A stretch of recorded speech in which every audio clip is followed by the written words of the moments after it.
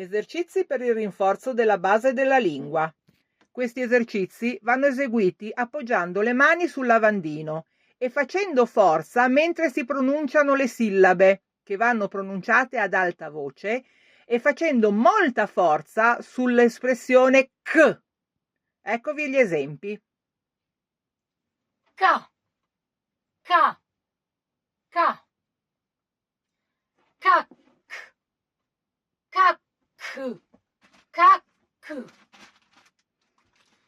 cu, cu, cu, cook, cook, cook, acca, acca, acca,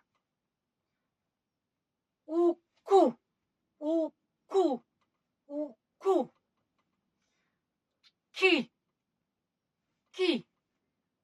chi, ik, ik,